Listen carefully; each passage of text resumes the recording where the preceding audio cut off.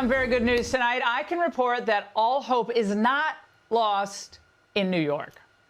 Daniel Penny acquitted today in a criminal case that never should have been brought by a DA's office that has repeatedly failed to put the safety of New Yorkers ahead of politics. Now, after Penny used a chokehold to restrain menacing lunatic Jordan Neely on a subway car in May 2023, which led to his death, Alvin Bragg's office charged him with second-degree manslaughter. Now, the defendant with no criminal record, a proud Marine vet who stood up when no one else would, gets charged? Yeah. But on Friday, the jury announced it was deadlocked. So, at the behest of Bragg's office, Judge Maxwell T. Wiley directed them to come back after the weekend to consider the lesser charge of criminally negligent homicide. Outrageous. But the jury rejected that as well. If anyone is guilty of criminal negligence here, it's the folks like Alvin Bragg and his assistant DA, Daphna Yoran, whose virtue signaling and soft-on-crime approach have caused enormous pain and suffering to the everyday New Yorkers whose lives matter too. Bragg, of course, has been humiliated after wasting millions of taxpayer dollars in his crazed criminal prosecution against Donald Trump before, of course, the election night victory.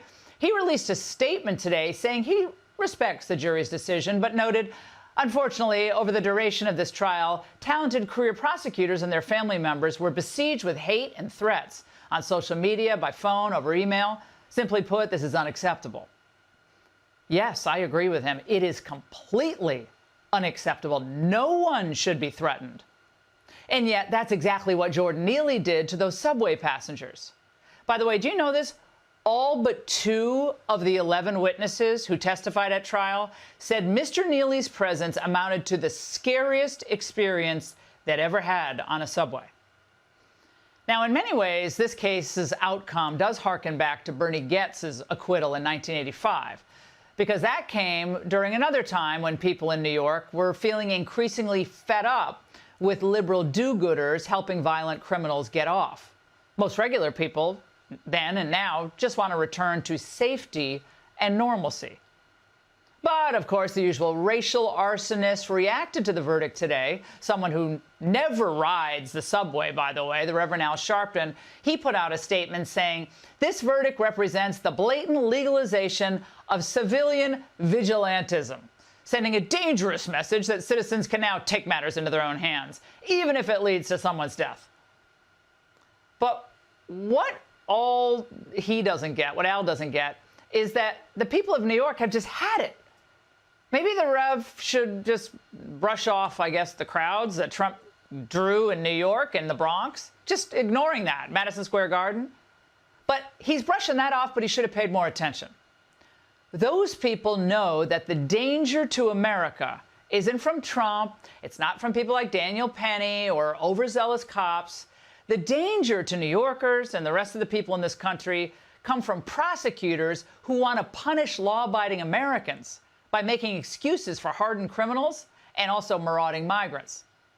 And more of us see that the Black Lives Matter crowd, well, they are kind of what we said they were back in 2020, frauds.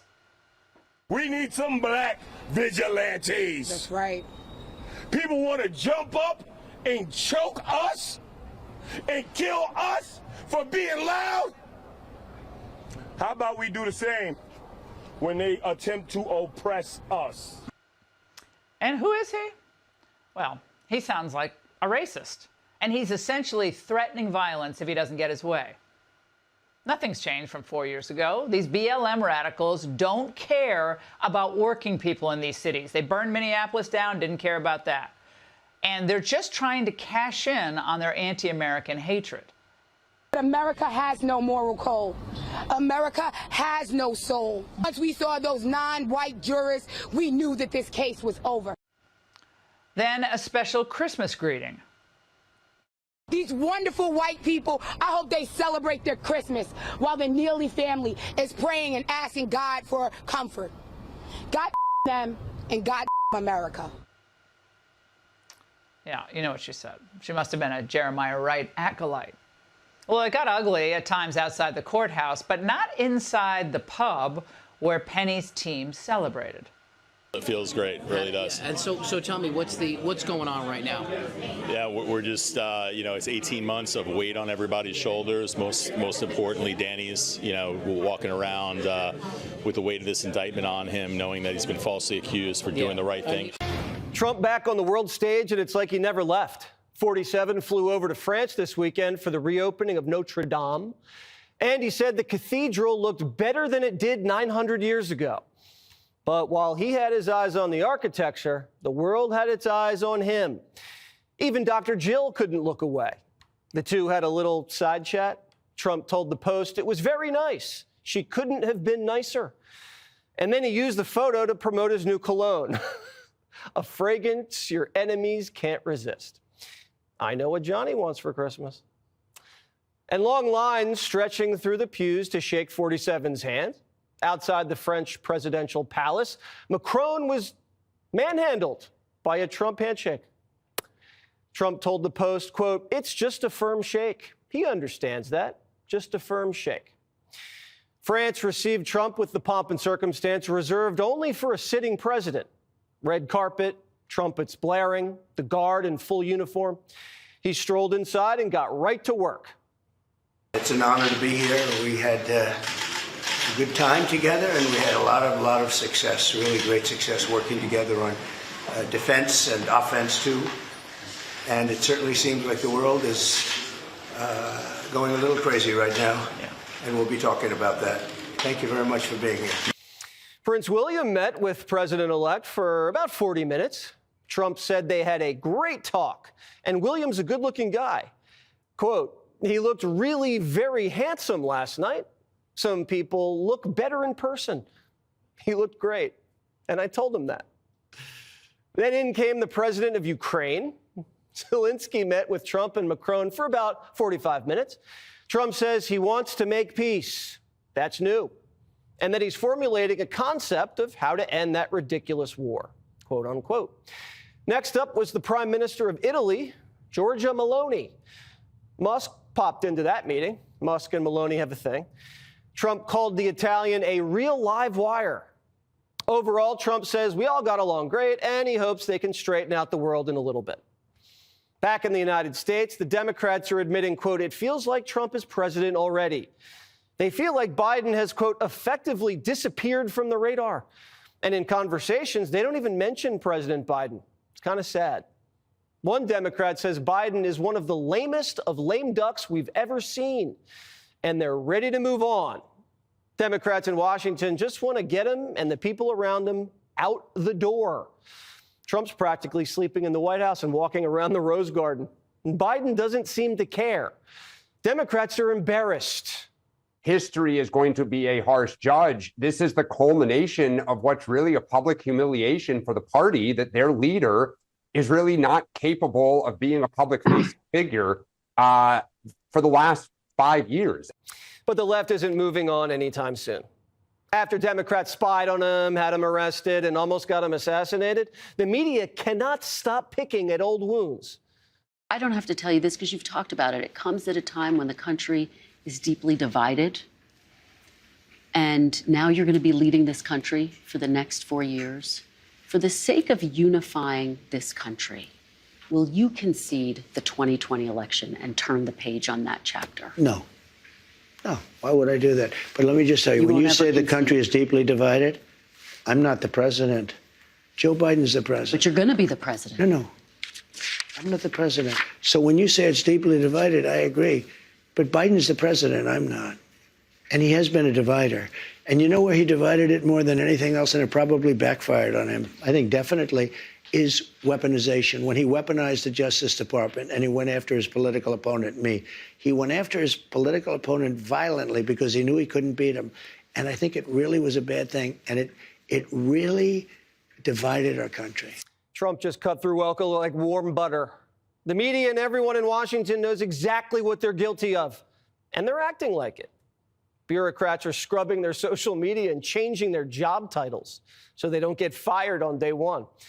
The diversity officer at the Treasury Department who posts videos of Rosie O'Donnell, that lady better start looking for a new job. The resistance doesn't look too confident. They're going around like a smash and grab crew whose names just went out over the radio. And the media wants to know if all their friends are getting fired. Sir, are you going to fire the current FBI director, Christopher Wray, who you appointed? Well, I can't say I'm thrilled with him. He invaded my home. I'm suing the country over it. He invaded Mar-a-Lago. I'm very unhappy with the things he's done. You take a look at what's happened. And then when I was shot in the ear, he said, oh, maybe it was shrapnel. Where's the shrapnel coming from? Is it coming from heaven? I don't think so. So we need somebody to straighten. You know, I have a lot of respect for the FBI, but the FBI's respect has gone way down over the last number of years. Don't you have to fire him in order to make room for Kash Patel if he is, in fact, confirmed? Well, I mean, it would sort of seem pretty obvious that if Kash gets in, he's going to be taking somebody's place, right? And somebody is the man that you're talking about. And Chris Wray needs to resign with whatever dignity he has left. Or what, does he want to be a martyr too and make a spectacle out of Trump axing him? The whole interview, NBC keeps asking Trump about revenge. Is it your expectation, though, that Kash Patel will pursue investigations against your political enemies? No, I don't think so. Do you want to see that happen? If they were crooked, if they did something wrong, if they have broken the law, probably. They went after me, you know. They went after me and I did nothing wrong. Pam Bondi talks about investigating the investigators. Do you want her to investigate Jack Smith? I want her to do what she wants to do. Do you want to see Jack Smith investigated? Well, I think he's very corrupt, but I want her to do whatever she has to do. Are you going to direct her to prosecute Jack Smith? She's a very smart person. She was a great attorney general in Florida. She's very experienced. I want her to do what she wants to do. I'm not going to instruct her to do it, no. Are you going to do that? Are you going to go after Joe Biden? I'm really looking to make our country successful. I'm not looking to go back into the past. I'm looking to make our country successful. Retribution will be through success. The media is goading Trump into prosecuting his opponents because they need the ratings. And so they can say, see, I told you so. We warned you he's a dictator. It'd be the first time the media's been right in 10 years. But it seems like Trump's toying with the idea. Cheney was behind it, and so was Benny Thompson and everybody on that committee. For what they did, honestly, they should go to jail. So you think Liz Cheney should go to jail? For what they did. Everyone on the committee, you think? I think everybody anybody that voted in favor. Are you going to direct your FBI director and your attorney general to send them to jail? No, not at all. I think that they'll have to look at that, but I'm not going to. I'm going to focus on drill, baby, drill. Trump's like, Liz Cheney should be in jail, but I'm not going to tell Pam Bondi what to do. Of all the things they did to Trump, he's most mad at Liz Cheney. I'd probably be more mad at Alvin Bragg, Tish James, Judge Nudie, remember him? But that's just me. And maybe Kim Cheadle, because that bullet came this close. Trump's focused on fairness, whether it's justice, trade, taxes, or immigration. You promised to end birthright citizenship on day one. Is that still your plan? Yeah, absolutely. The 14th Amendment, though, says that, quote, all persons born in the United States are citizens. Can you get around the 14th Amendment with an executive action? We're going to have to get a change. We'll maybe have to go back to the people, but we have to end it. We're the only country that has it. Through an executive action? You know, we're the only country that has it. Do you know, if somebody sets a foot, just a foot, 1 foot, you don't need to, on our land, congratulations, you are now a citizen of the United States of America. Yes, we're going to end that because it's ridiculous. The crude term for this is anchor baby, but we don't use that term here. Not all, but some female migrants are motivated by this, and it creates an incentive to break into the country. You take that incentive away, you cut down the number of illegals. You know who really gets hurt by birthright citizenship? The foreigners who waited years in line to apply legally. Spent money, did it by the book, only to watch caravans cut in line and get rewarded. Criminals who break into the country to sell drugs, traffic women, shouldn't be handed hotel rooms and debit cards. They should be arrested and flown home. And bottom line, they should be scared of getting caught. The CEO of Palantir says Trump won because Biden wanted our enemies to love him. Trump wants our enemies to fear him. Americans are the most loving, God-fearing, fair, least discriminatory people on the planet. And they want to know that if you're waking up and thinking about harming American citizens, or if American citizens are taken hostage and kept in dungeons, or if you're a foreign power sending fentanyl to poison our people, something really bad is going to happen to you and your friends and your cousins and your bank account and your mistress and whoever was involved. They need to wake up scared and go to bed scared. And while the world braces for Inauguration Day, Trump is making a promise. Listen. I remember your first inaugural address. You talked about American carnage. Have you thought about your message for your second inaugural address? I have. Can you give us a preview? We're going to have a message that will make you happy, unity. It's going to be a message of unity. And again, I think success brings unity. But we start tonight with breaking news. Tonight, justice was served in a New York City courtroom earlier today after the jury found Daniel Penny not guilty of criminally negligent homicide in the subway death of Jordan Neely. Now, this comes after the manslaughter charge was dismissed by the judge on Friday after the jury failed. They were deadlocked. They failed to come to a unanimous decision. Now, the fact that this case was ever brought forward is a complete travesty of justice. This is someone, you know, how is this person supposed to react when you have a crazed homeless person with a history a mile long in terms of dealing with cops and authorities in a subway car yelling that he's going to kill himself and everybody else in that subway car? Well, that would be a clear and present danger, not only to himself, but everyone in the subway and everybody around him. Daniel Penny, he stepped in as a brave good Samaritan to protect everyone else in that car. As one African-American woman testified to, is she said thank you to Mr. Penny for what he did. The charges alone brought by the radical DA, Alvin Bragg, represent the blatant weaponization and abuse of our system of justice. Then after the jury deadlocked, the judge went against New York state law that mandates that DAs choose the charges before the trial and allowed Bragg to eliminate the manslaughter charge without a verdict, which leads to what the law is intended to prevent, which is something called a compromise verdict. Now, New York courts and this DA are completely out of control. This has to end. Now, following the verdict, Black Lives Matter activists, some guy named Hawk Newsom, immediately turned up the rhetoric, called for race-based retaliation. Take a listen. Just like everybody else seeks justice on their own, just like everybody else has vigilantes, we need some black vigilantes. That's right. People want to jump up and choke us and kill us for being loud. How about we do the same when they attempt to oppress us? Right. Black vigilantes. Let me ask this question.